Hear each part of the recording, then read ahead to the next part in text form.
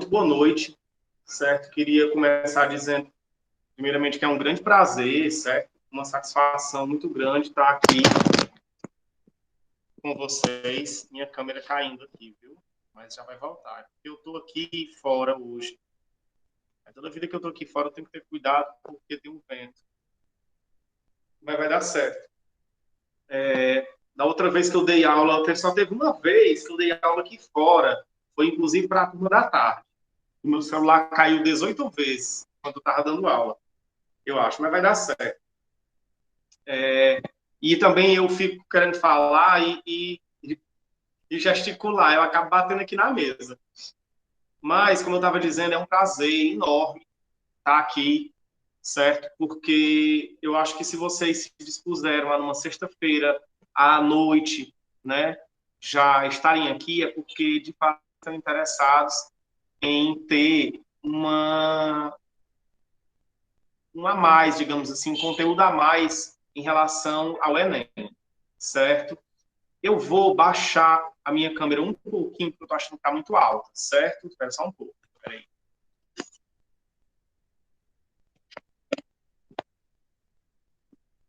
Pronto, assim acho que vai ficar melhor.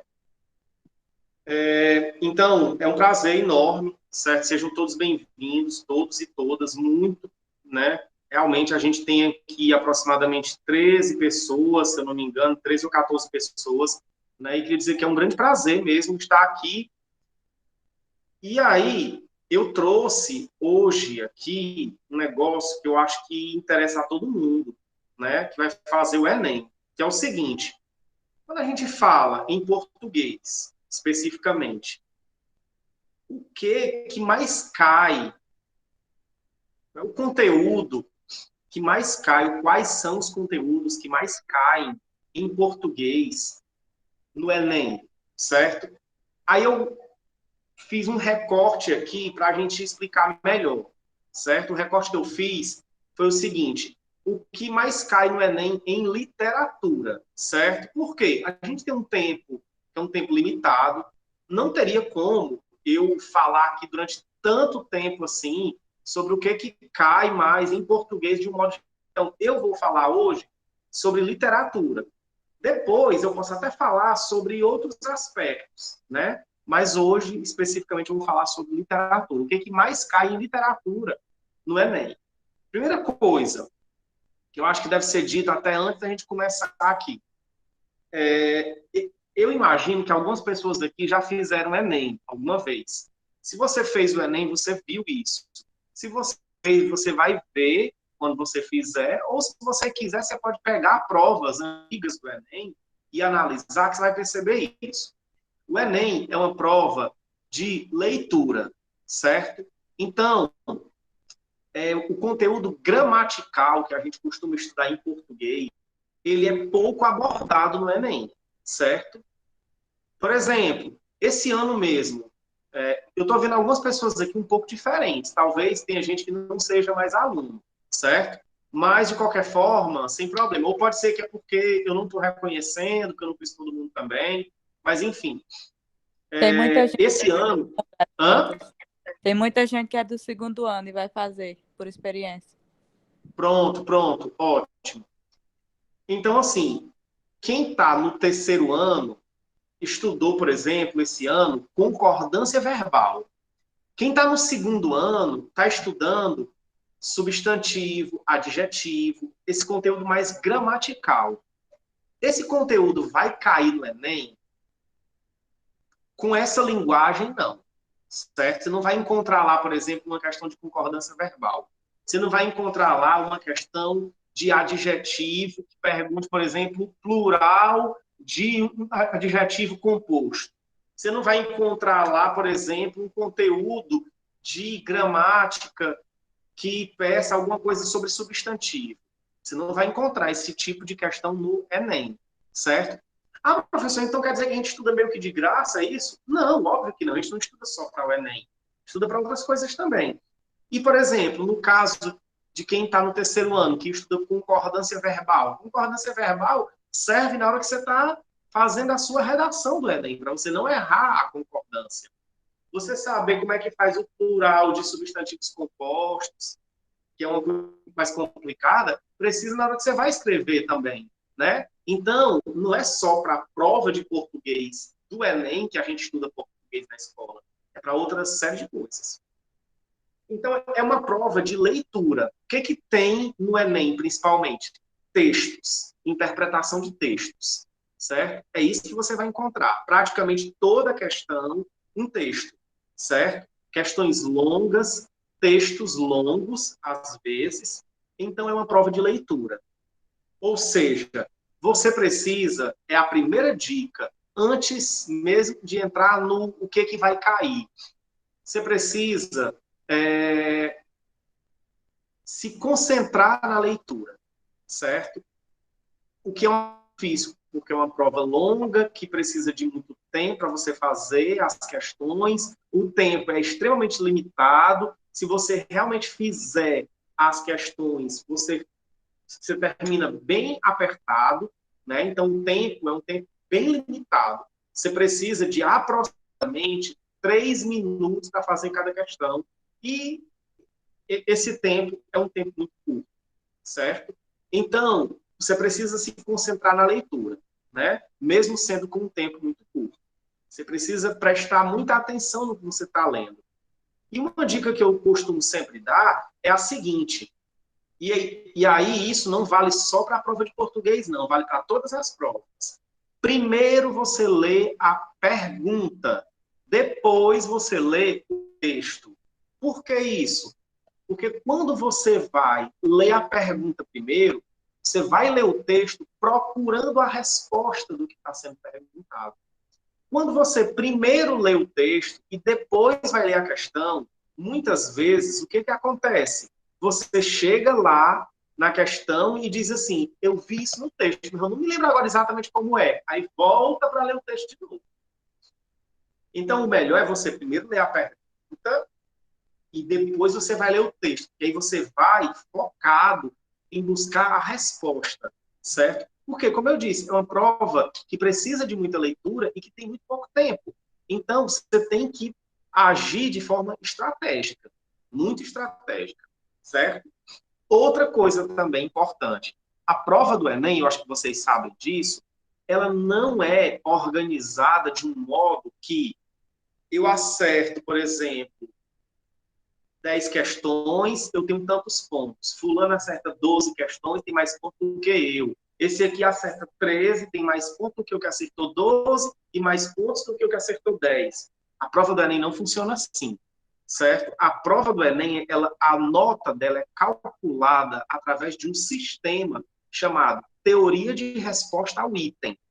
Como é que funciona a teoria de resposta ao item? Ela mede a sua habilidade em determinados assuntos. Por exemplo, você vai lá responder a prova de linguagens. Então, ele tem uma série de habilidades, ele quer saber se você tem ou não essa habilidade, certo?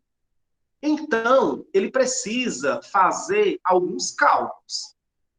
Por exemplo, ele precisa saber quem tem a habilidade realmente e quem marcou, acertou a questão porque chutou. Como é que eu vou diferenciar essas pessoas? Precisa fazer essa diferenciação. E aí a teoria de resposta ao item, ela faz essa diferenciação de quem provavelmente chutou e quem provavelmente acertou porque de fato tem aquela habilidade. Como é que eles veem isso? Eles vão saber isso a partir do percurso lógico que você constrói na sua prova.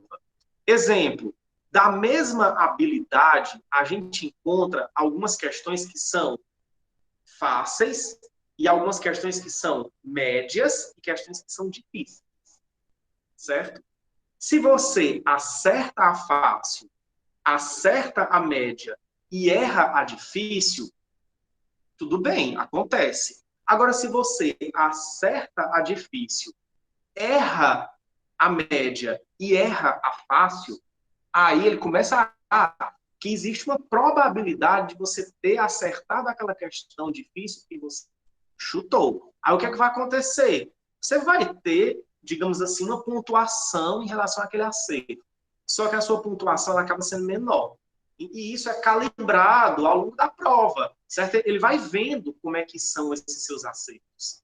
Então, é por isso, na prova do Enem, vale muito a pena essa dica que é mais para provas de exatas, principalmente, matemática principalmente, mas na prova de linguagens também vale você fazer e acertar as questões fáceis, certo? Por quê? Porque quem consegue acertar as questões fáceis tem uma probabilidade maior de ter uma nota mais alta, certo? Parece uma coisa estranha, né? Aí eu acerto as questões fáceis e eu tenho uma nota mais alta. Mas é verdade. Por quê? Porque o sistema percebe que o seu percurso lógico de responder aquelas questões faz sentido, realmente. Em matemática, pessoal, não sei se Mário falou sobre isso, mas em matemática, isso é uma jogada de mestre. Procurar as questões fáceis e responder as questões fáceis. Depois você vai para as questões que são mais difíceis e tenta responder difíceis. Por quê? Porque se você acerta uma questão mais difícil e erra uma fácil, tá estranho, entendeu? Tá estranho. Então, às vezes, vale a pena até mesmo você sair procurando as questões fáceis na prova. Ah, esse conteúdo aqui eu sei. Então, se eu sei, eu vou fazer logo essa questão aqui, certo? Porque para mim ela é considerada fácil. Então, isso é uma coisa muito bacana, certo? Tentar procurar fazer logo as questões mais fáceis, certo? Então, dadas essas dicas aqui, vamos partir para o que cai mais em literatura. Isso aqui não fui eu que fiz, certo? Se encontra em vários sites, isso. Os sites, em geral, eles não trazem sempre exatamente esses conteúdos aqui, exatamente esses autores aqui, mas esses autores aqui sempre estão, até porque o que eu fiz? Eu também não coloquei tudo que os sites trazem, até por uma questão de tempo que a gente tem, de tempo limitado, certo? Mas eu fiz um recorte em relação àquilo que mais cai entre aqueles que mais caem, certo? Aí, ó, tá vendo? Meu celular caindo de novo. E falar em cai, o que mais cai entre aquilo que mais cai, entendeu? Então aqui é a nata, realmente, certo? Então, vamos lá.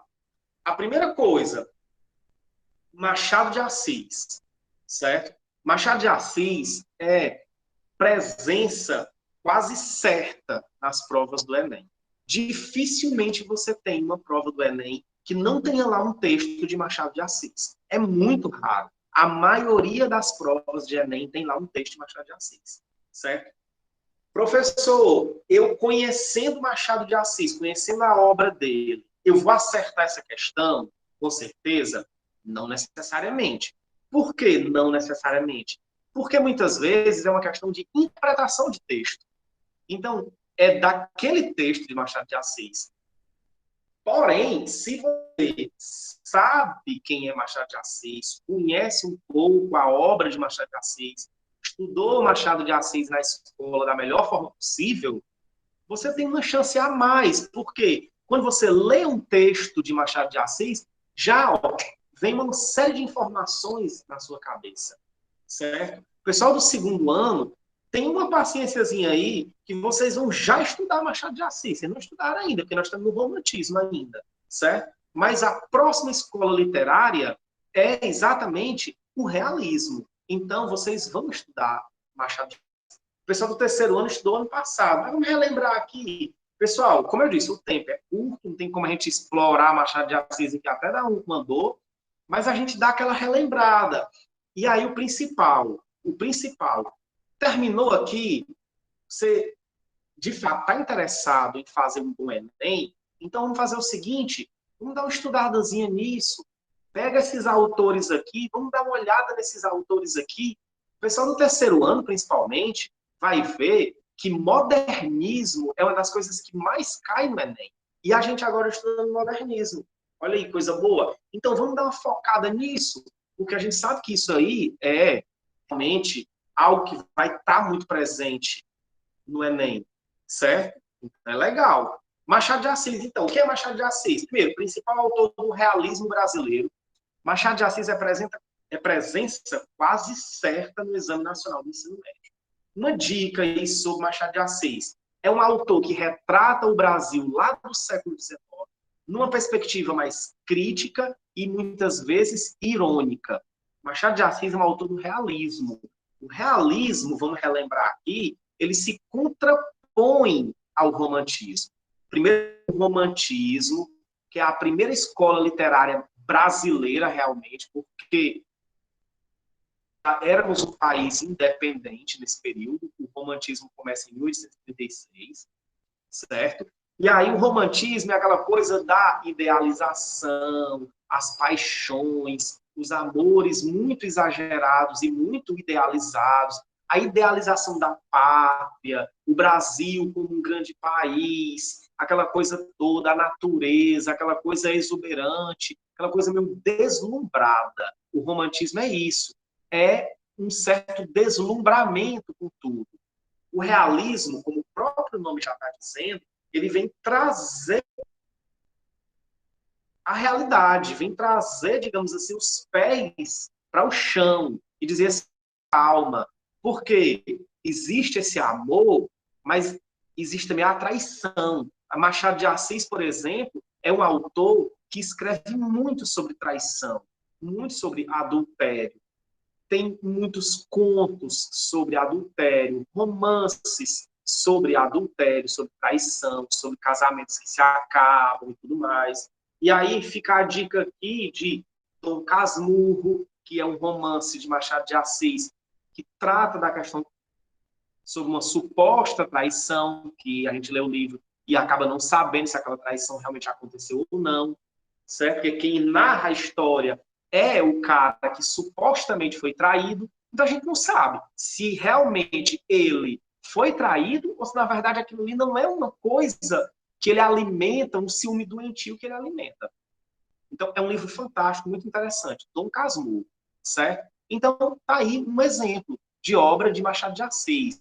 A gente tem também, por exemplo, Memórias Póstumas de Brás Cubas. É um outro livro de Machado de Assis, em que está muito presente aqui a ironia, certo? Machado de Assis retrata a elite brasileira do século XIX de forma irônica, como se as pessoas da elite na época fossem pessoas burras, certo? Que dizem que estudam, mas na verdade não estudam, né? São pessoas meio bobas, são pessoas fúteis, né? Então essas críticas são muito a cara de Machado de Assis. E como eu disse, Machado de Assis é uma presença quase certa nos Enems. Pode pegar aí as provas de Enem que você encontra lá um texto de Machado de Assis. Um desafio aqui até se você quiser.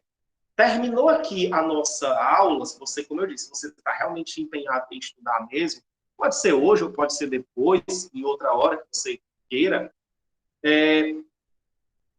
você vai pegar esses autores aqui, esses slides, depois que eu vou colocar no grupo, você vai pegar esses autores aqui, você pode pegar até a prova do Enem do ano passado. Dá uma procurada lá, vê se você encontra esses autores aqui, porque alguns desses autores que a gente vai falar hoje, eles estão lá presentes na prova, certo?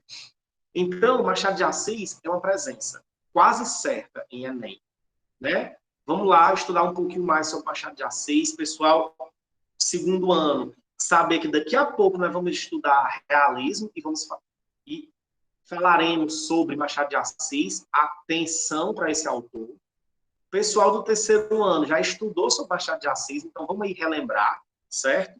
Porque é presença quase certa. Outro autor, Carlos Drummond de Andrade. Fala, meu Deus do céu, a digitação mais louca aqui que eu fiz. Carlos Drummond de Andrade. Certo? Carlos Drummond de Andrade. É outra presença também muito provável no Enem. É um dos principais autores. Machado de Assis está aí em primeiro lugar, pessoal, não é por acaso, não é, porque é um dos autores que mais aparece realmente no Enem. E depois a gente tem aqui o Carlos Drummond de Andrade. Vocês, todos, quem é aluno, que está no terceiro ano, que é quem está mais à frente, né, ainda não estudou Carlos Drummond de Andrade. Nós vamos estudar em breve. Por quê? Porque ele é um autor modernista. Depois disso aqui, pessoal, tudo é modernismo, certo? Drummond e todos esses outros autores que vão vir daqui para todos eles são autores modernistas. O que é que isso significa? Que o modernismo, ele não é provável que esteja no Enem, não. Ele com certeza vai estar lá na prova do Enem. Com certeza. Certo? Agora, a questão é, o modernismo, ele é muito grande. Certo? A gente tem que, quem está no terceiro ano e agora está estudando, a primeira geração do modernismo. Depois, a gente vem para a segunda geração do modernismo. E depois a gente tem ainda uma terceira geração do modernismo. A primeira geração é aquela que vai de 1992, ou de 1922, até aproximadamente 1930. A segunda geração é aquela que vai de 1930 a 1945. E a terceira geração é aquela que vai de 1945 até... Aí a gente não sabe muito bem até quando foi a terceira geração do modernismo. Tem gente que acha que a gente vive nela até hoje. A gente até falou sobre isso na nossa aula sobre modernismo. Afinal, o modernismo já acabou, não acabou, aquela coisa toda. Mas, em geral, se costuma colocar os anos de 1960 como o final do modernismo. E aí, depois disso, os livros, em geral, chamam de pós-modernismo, ou então chamam de tendências da literatura contemporânea. Ou seja, é a literatura atual já. De 1960, 70 para cá, a gente tem a literatura da atualidade. A gente pode dizer assim. Historicamente, a gente está mais ou menos nessa época ainda, certo? Então, vamos voltar aqui para Carlos Drummond de Andrade. Ele é um dos principais poetas da segunda geração modernista. É um autor que tem uma obra muito grande, certo? Então, não é aquele autor que a gente olhe para ele e diga assim, quais são as principais características desse autor? Isso, isso e isso. Pronto. Não. Drummond geralmente costuma ser estudado em fases. Ele é dividido em fases. Por quê? É um autor que escreveu o primeiro livro em 1929, se eu não estou enganado, em 1929, escreveu o primeiro livro, certo? 29 ou 30. E é um autor que só veio morrer na década de 1980. Drummond morreu, se eu não me engano, em 88. 1988, era nascido já. Em 1988. Então, é um cara que tem uma obra muito vasta. Então, Drummond tem, desde poemas parecidos com um daqueles autores da primeira geração, lá, primeira geração do modernismo, certo? Então, ele se aproxima daquilo, até outros poemas que não tem mais nada a ver com aquele modernismo lá do começo. Então, é um autor bem vasto, certo? Qual é a dica que eu trago aqui sobre Drummond? É um poeta muito preocupado com temas universais ligados à existência humana, certo? Então, a obra dele, digamos assim, o auge, aquilo que geralmente cai nas provas, aquilo que a escola mais estuda sobre a obra dele, é a obra dele entre os anos 1940 e 1950, certo? Esse período aí é um período que a gente teve, por exemplo, a Segunda Guerra Mundial, certo? Esse período aí é um período que essas poesias, por exemplo, mais intimistas, falando sobre temas relacionados à existência humana, sobre como se fosse uma crise na existência humana. Já pensou? Agora, por exemplo, a gente está vivendo, de certa forma, uma época também, a gente está com um pouco dessa crise humana. Na época em que tem guerra, como é o caso da Segunda Guerra, isso sempre é muito presente. Por quê? Porque o tema da morte está muito presente na vida das pessoas, né? Então, as pessoas começam a refletir um pouco mais sobre a importância da vida, certo? As pessoas começam a refletir um pouco mais sobre as suas atitudes, sobre, digamos assim, atitudes da humanidade mesmo, sobre essas questões mais existenciais do ser humano. Então, Drummond é um poeta que explora muito esses temas que a gente costuma chamar de temas universais. O que são temas universais? São esses que passam em todas as épocas. Em todas as épocas a gente tem essas preocupações, certo? Como é o caso de quê? Tipo assim, qual é o sentido da vida? Isso é um tema universal. Em todas as épocas existe essa reflexão. Em todos os lugares existe essa reflexão, certo? Algo sobre a morte, né? Então, essas questões mais do ser humano, do interior humano, estão muito presentes na obra dele, né? Então, é um autor também quase certo no Enem. Tem muita coisa dele. Geralmente tem lá um textozinho de Drummond na prova do Enem, certo? Relembrando, quem está no segundo ano, no terceiro ano, ainda vai estudar Drummond, certo? Então, você pode ficar despreocupado que você vai ver isso na escola, nas aulas. Você vai ter aula sobre Carlos Drummond de Andrade. Mas se você quiser já ir dar uma pesquisada, uma olhada, vai lá atrás, dá uma pesquisada. Machado de Assis, que passou aqui, é um caso que todo mundo aqui já viu no terceiro ano. E o segundo ano ainda vai ver. Então, se você está no terceiro ano, olha e diz assim, Machado de Assis, não lembro do nome, mas não lembro de absolutamente nada. Então, é o caso de você ir dar uma olhadinha, você dar uma estudadinha para você relembrar. Certo? Vamos aqui para a próxima. Aí, pessoal, outra coisa, viu? Qualquer dúvida, qualquer coisa, pode me interromper à vontade. Certo? Autores da prosa regionalista. Mais uma coisa que ninguém aqui estudou ainda. Quem está no segundo e no terceiro ano, só se tiver alguém aqui que já terminou o terceiro ano. Mas quem está no segundo e no terceiro ano ainda não estudou esses autores aqui. O que são autores da prosa regionalista? O que está autores? Porque, de fato, são alguns autores, um conjunto de autores que diz. Conjunto de autores ligados à segunda e à terceira gerações do modernismo, o modernismo de novo, né?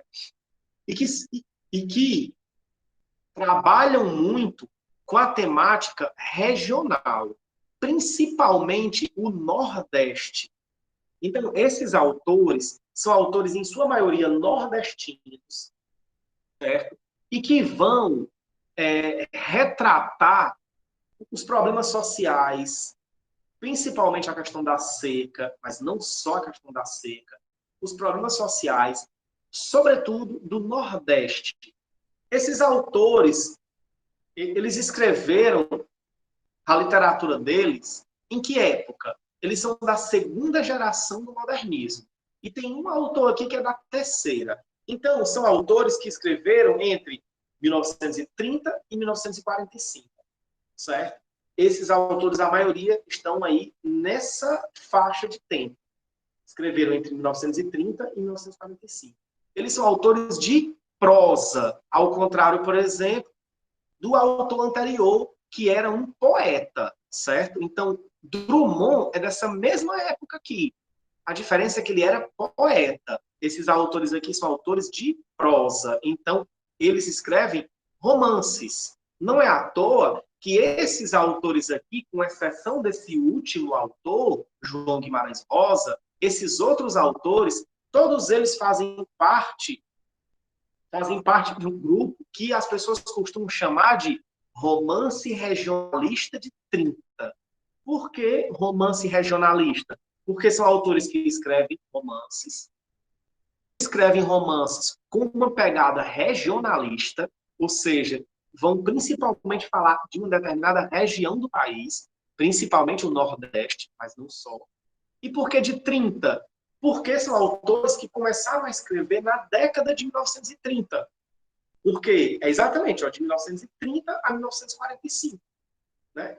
Então, esses autores, que são Graciliano Ramos, Raquel de Queiroz, José Lins do Rego, são autores da prosa regionalista de 30, romance regionalista de 30, e o outro é João de Rosa, que é um autor já mais recente. Ele está na terceira geração modernista, que é depois de 1945, certo?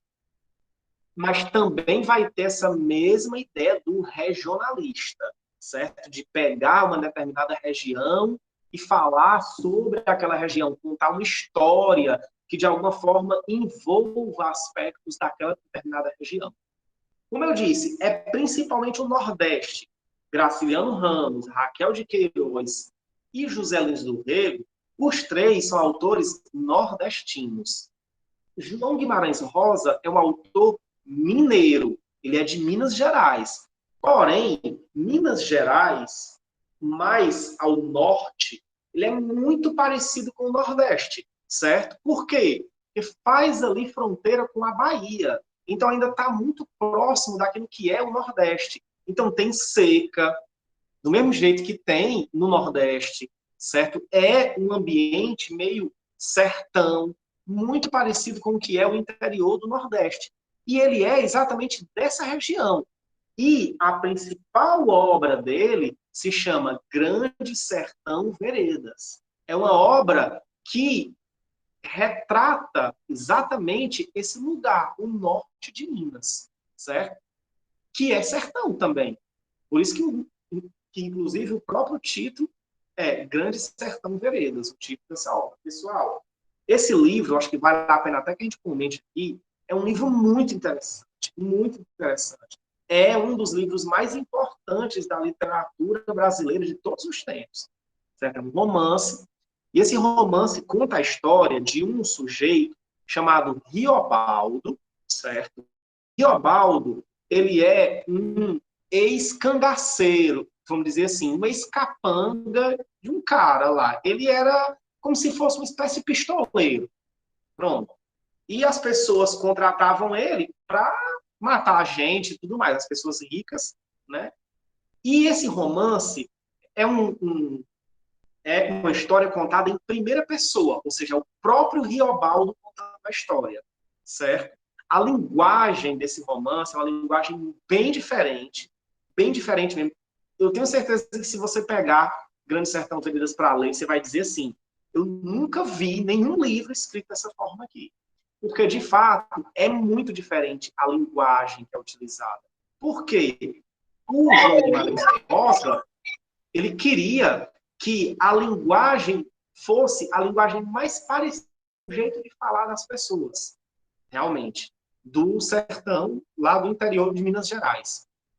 Né? E o Riobaldo era uma pessoa do interior de Minas Gerais, certo? Então, o jeito de escrever, o jeito de contar a história, e como a história é contada em primeira pessoa, né? Então, o narrador é o próprio Riobaldo, é a linguagem dele que está ali. É um livro fantástico, muito interessante, e de vez em quando tem lá alguma coisa sobre João Guimarães Rosa também no Enem. É um autor é um dos autores mais originais da literatura, de um modo geral, certo? Dica, esses autores têm características bem variadas, né? É um conjunto de autores aqui muito grande, Graciliano Ramos, por exemplo, vai falar mais da questão da seca, mas não só disso, também de outras coisas. Raquel de Queiroz é uma autora cearense, vai tratar também sobre essa questão da seca. Tem um romance dela chamado O 15, que ela conta a história da seca que aconteceu em 1915 e uma família que sai do interior, em Quixadá, e vai até Fortaleza à procura de emprego. Uma história muito parecida com outro romance que o Graciliano Ramos escreveu, chamado Vidas Secas, certo? José Lins do Rego é um autor, se eu não me engano, alagoano, mas agora me fugiu qual é o estado dele. Mas ele já é um pouco diferente em relação a esses outros autores aqui. Ele vai falar mais sobre questões relacionadas, por exemplo, aos engenhos, que não faz muito parte da nossa realidade aqui. Não é o Nordeste, digamos assim, que a gente conhece mais, mas também é o Nordeste sobre essa questão dos engenhos, certo? E o último autor aqui que nós já falamos. Então, são autores bem variados, indo desde uma abordagem mais seca e dos problemas sociais, como são os casos que eu já falei aqui, indo até uma percepção mais psicológica e mais existencial do sertão, como é o caso de João Guimarães Rosa. Gente, vale a pena, eu sei que a gente tem pouco tempo, a gente tem outras coisas para falar, mas vale a pena eu resumir aqui, de uma forma bem rápida, o livro Grande Sertão Veredas, certo? E eu não vou contar assim, a história para estragar a história, não, certo? Vou dar só um toquezinho do que é a história. João Guimarães Rosa escreveu esse romance, né? Como eu disse, Riobaldo é um cara que é um ex-pistoleiro e ele fez um pacto com o demônio quando era pistoleiro, quando era capanga. E ele vai contar a vida dele como pistoleiro, como alguém que fez um pacto com o demônio, certo? Então, toda a história lá de bandos criminosos e tudo mais, tudo isso está presente nessa história. Ele conhece um outro capanga lá que se torna o melhor amigo dele, chamado Diadorim, certo? É o melhor amigo de Riobaldo. E Riobaldo começa a achar uma coisa meio estranha, que é o quê? Diadorim é um amigo dele, porém, ele começa a achar que parece que está gostando daquele amigo de uma forma um pouco diferente. Não é só uma amizade. Mas aí você imagina um pistoleiro do interior, do sertão, um indivíduo brabo mesmo, com a sensação de que pode estar se apaixonando por um amigo. É uma crise, digamos assim, né? Muito forte. Porém, Diadorim depois se descobre que, na verdade, é uma mulher que, para fazer parte daquele bando, se vestiu de homem e pegou, digamos assim, uma personalidade como se fosse homem, mas que na verdade era uma mulher. Aí, olha só a mistura e a loucura que faz parte da cabeça desses personagens, né?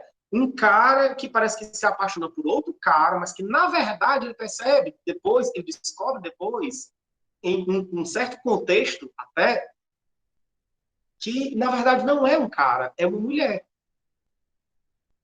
Então, todas as implicações psicológicas que você puder imaginar disso, hoje em dia, é, tem aí, por exemplo, toda uma discussão sobre sobre as pessoas que são homossexuais, transexuais, mas, na verdade, nós estamos falando de uma história lá dos anos 60, 50, 60, eu acho. Então, é algo muito diferente. E não tem assim, não é algo sobre a homossexualidade. Não é um livro sobre homossexualidade. Na verdade, isso praticamente nem é tocado. Esse tema não é nem tocado na história. Tudo é contado muito sutilmente, sabe? É um livro fantástico. Isso é um livro fantástico. E assim, as descobertas que vão sendo feitas ao longo da história são descobertas muito interessantes, muito bacanas, realmente. É um livro incrível, incrível. É um livro bem grande, certo? Não é um livro muito fácil de ler, é verdade, mas é uma leitura muito bacana, certo? A Rede Globo fez até uma minissérie, certo? Sobre esse livro, só que é uma minissérie bem antiga, eu acho que foi anos 90, se eu não me engano. Quem fazia o Riobaldo era até o, o Tony Ramos. Na época, o Tony Ramos era todo garotão ainda, certo? E quem fazia o Diadorim, que na verdade era uma mulher, era era uma atriz que me fugiu agora quem era, mas é uma história bem legal, certo? Vamos aqui para o próximo. Olha só, quem está no terceiro ano aí agora, como gostava de dizer minha mãe, está de rabo cheio. Vanguardas europeias e primeira geração do modernismo. É um outro tema também que é muito presente no Enem. Você encontra demais isso aqui no Enem, certo? Essa mensagem aqui, digamos, é até mais para quem está no segundo ano, que não estudou ainda isso aqui. Quem está no terceiro ano sabe isso aqui de cor salteado, pelo menos deveria saber, né? Eu até pensei em nem escrever nada aqui. Eu colocar só assim, estamos estudando isso agora. Mas eu disse, não, eu vou escrever. O que são vanguardas europeias? São movimentos que iniciaram o modernismo na Europa e que, em seguida, isso foi se expandindo para o Brasil e para outros países, certo? Os autores da primeira geração, eles radicalizaram muito na crítica à literatura tradicional e romperam padrões, certo? Quem estudou o modernismo vai lembrar que o que é o modernismo? É uma escola literária que começa no início do século XX, ou seja, anos de 1900 e pouco, e vai romper com as tradições da literatura do século XIX, do século XVIII, com a literatura do passado. Certo? Então, tudo aquilo que simboliza a literatura do passado, como, por exemplo, histórias muito bem, com começo, meio e fim, bonitinho, poesias rimadas com métrica perfeita. Isso é muito a simbologia do que é a literatura do passado. O modernismo vai romper com tudo isso. Vai trazer uma radicalização no rompimento com a tradição, certo? Vai fazer uma crítica a tudo isso. Então, a poesia não vai ter mais métrica, não vai ter mais rima, certo? Os poetas escrevem, assim, uma linguagem muito mais popular, não é aquela linguagem meio muito complicada e tudo mais. É algo mais espontâneo, o jeito de escrever é muito mais espontâneo, certo? A prosa tem histórias que, às vezes, são histórias meio confusas, que tem começo, meio e fim muito bem certo, né? Então, se utilizam muito do fluxo de consciência, nós falamos sobre isso na aula que a gente teve, já o pessoal do terceiro ano. O que é contar uma história com fluxo de consciência? É como se fosse assim, ó, vai vindo na minha cabeça uma série de pensamentos e eu vou escrevendo aquilo ali, tudo aquilo ali. Mesmo que às vezes não faça muito sentido, mesmo que aquilo ali seja meio desconexo, mas eu vou escrevendo. Por quê? É o fluxo de consciência, é do jeito que vem a minha cabeça. O modernismo vai fazer muito isso, né? Dica, Mário de Andrade e Oswald de Andrade são figuras muito presentes no Enem. Por isso, vale muito a pena conhecer esses autores. O pessoal do terceiro ano aí, a gente já falou sobre Oswald de Andrade e Mário de Andrade. São autores, e a gente vai falar ainda um pouco mais, porque a gente falou só introdutoriamente. Não falou sobre a obra mesmo deles. Certo? A gente ainda vai falar depois. Esses dois autores aqui são autores muito presentes no Enem também. Certo? Também estão muito presentes. Então, vale a pena conhecer um pouquinho da obra de Mário de Andrade e um pouquinho da obra de Oswald de Andrade. Pessoal, quando eu digo assim, conhecer a obra de Andrade, Oswald de Andrade, aí a gente já falou, Graciliano Ramos, Raquel de Queiroz, Zé Luiz Monteiro, João Guimarães Rosa, Machado de Assis, Carlos Drummond de Andrade, você deve pensar assim, meu Deus, como é que eu vou ler esses autores todos? Não dá para eu ler. Não é ler os livros todos desses autores. Às vezes, você não precisa nem ler nenhum livro desses autores, mas é você estudar sobre esses autores. Isso já te dá uma bagagem, é uma bagagem interessante, certo? Por exemplo, essa aula aqui já te dá uma bagagem interessante. Como eu disse, a gente tem um tempo curto, mas já é uma bagagem interessante. Aqui é o pontapé para você dizer assim, legal, vou ver alguma coisa sobre esse Mário de Andrade. Vou ver alguma coisa sobre esse Oswald de Andrade. Vou ver, vou procurar algo. Vou estudar um pouquinho. Meu livro de português tem. Seu livro de português está colocando. Quem é Mário de Andrade, um pouco da obra. Oswald de Andrade, um pouco da obra. Drummond. Segundo ano, Machado de Assis. Está lá no seu livro. Bonitinho, maravilhoso. Você pode pegar lá e estudar. Certo? Assistir vídeo. Gente, tem muito canal no YouTube com conteúdo gratuito fantástico de português e literatura do Enem, certo? Descomplica, entre outros, muitos, certo? Tem muito conteúdo gratuito. Se você gosta de estudar assistindo vídeo, então vá lá, se inscreve nesse canal, dá uma olhada, procura e vê muita coisa bacana. Não é só de português, tem de todas as matérias, certo? Para frente. Canção popular brasileira. Cai muito no Enem. Música popular brasileira. Muito. Você pode pegar as provas do Enem, sempre tem, quase sempre tem lá uma letra de música, certo? Aí, olha só, eu fiz um recorte aqui, mas não necessariamente é esse recorte. É tanto que eu fiz o recorte disso, mas não apenas nesses anos. Um conjunto de compositores brasileiros, principalmente, mas não só, que, que iniciaram a carreira, digamos assim. Nesses anos aqui, 1950, 1960 e 1970. Mas não só. A gente pega até hoje, certo? Inclusive, alguns desses aqui, que começaram a carreira nos anos 60 e 70, principalmente 50 não, mas 60 e 70, muitos estão vivos aí até hoje, certo? Então, são autores, são cantores e tudo que estão na ativa aí até hoje, ainda, certo? Aparece com frequência nas provas do Enem, né? Canções de protesto do contexto da ditadura militar de 1964 e 85 são muito comuns. Então, aqueles compositores que fizeram música de protesto na ditadura militar cai muito no Enem. Você encontra muito isso nas provas de Enem, certo? Então, vale a pena também dar uma olhadinha lá, estudar sobre isso. Se você colocar no Google canções de protesto, ditadura militar, você vai encontrar meio mundo de conteúdo sobre isso. Então, dá uma lida, dá uma olhada, certo? Tinha os festivais que aconteciam naquele tempo. Era um período que tinha censura. Então, para uma pessoa lançar um disco, ele tinha que primeiro mostrar o disco para o governo aprovar as músicas, certo? Se o governo aprovasse, o disco não era lançado.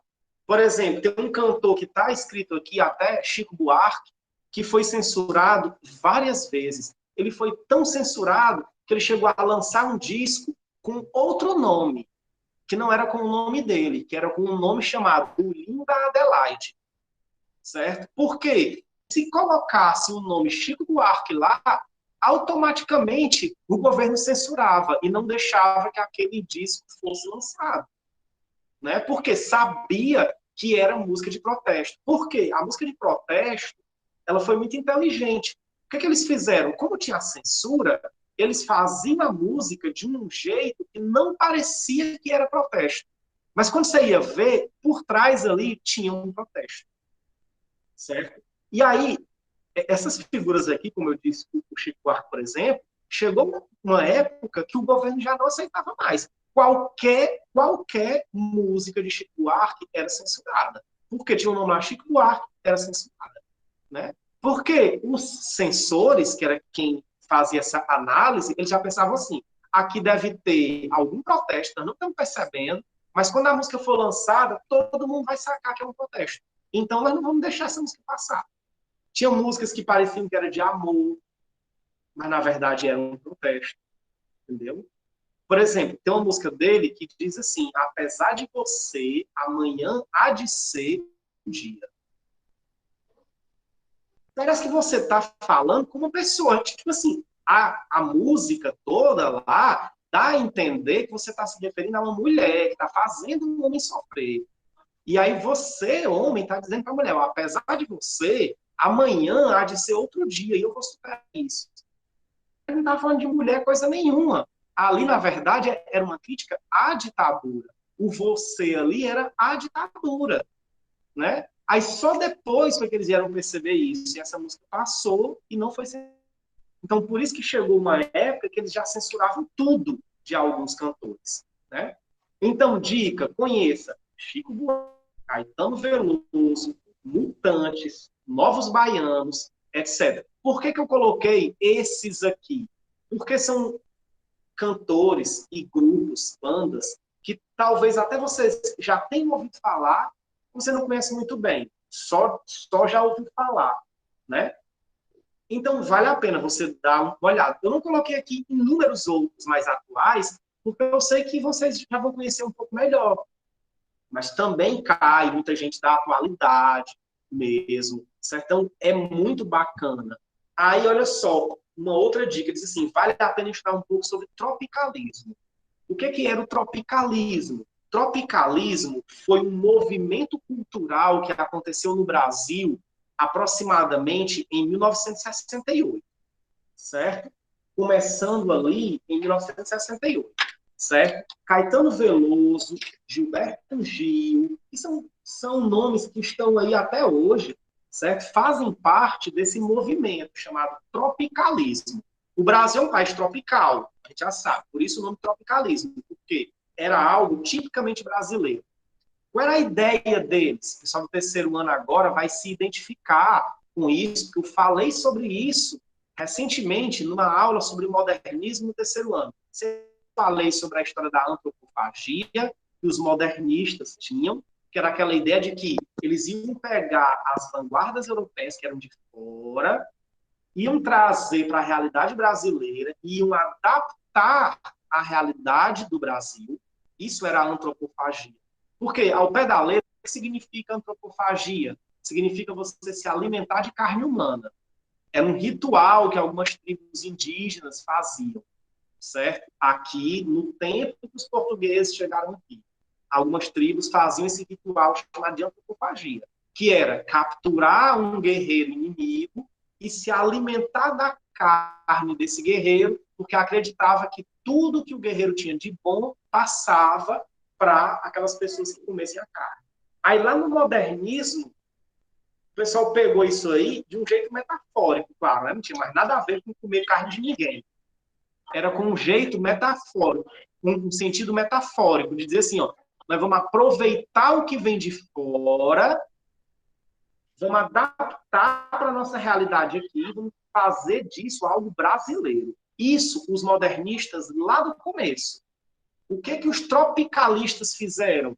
Eles fizeram exatamente isso de novo. Inclusive, eles diziam claramente que Oswald de Andrade, Mário de Andrade, que eram lá do começo, certo? Estavam influenciando eles.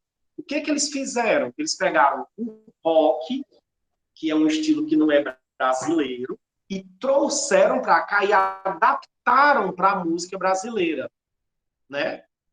Gente, para nós aqui hoje, isso pode parecer meio esquisito, certo? Mas a realidade da época não era esquisito, então não acho estranho isso. No Brasil, era como se fosse uma espécie de tabu um músico que cantava com guitarra.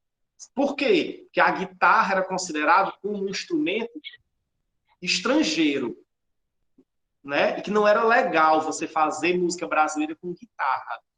Os tropicalistas foram um dos primeiros a introduzir a guitarra, por exemplo, na música brasileira. Eles cantavam música brasileira, realmente, meio um samba e tal, mas só que com uma pegada vinda da influência estrangeira, certo? É por isso que eles eram influenciados pelos antropofagistas, lá do começo do modernismo. Você está vendo como uma coisa vai se ligando à outra e uma coisa tem a ver com a outra? Certo? Gente, é isso, ok? A gente encerra por aqui, até porque a gente já está com quase uma hora, certo? Então, se vocês tiverem alguma dúvida aí, pode perguntar. E aí, alguma coisa?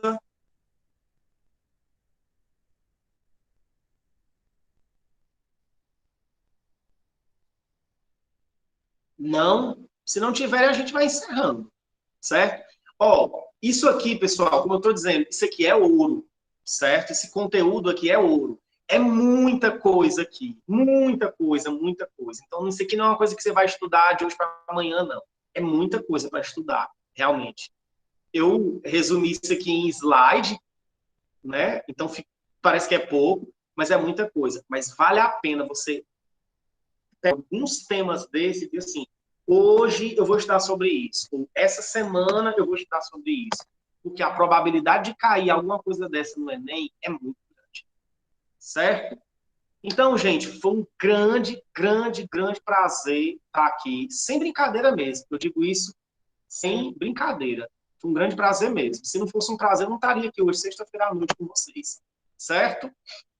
Então, espero que todos estejam bem, todos continuem bem, fique bem aí. Um grande abraço. Eu agradeço também, certo, a participação de todo mundo. Show? Um abraço e até mais. Tchau.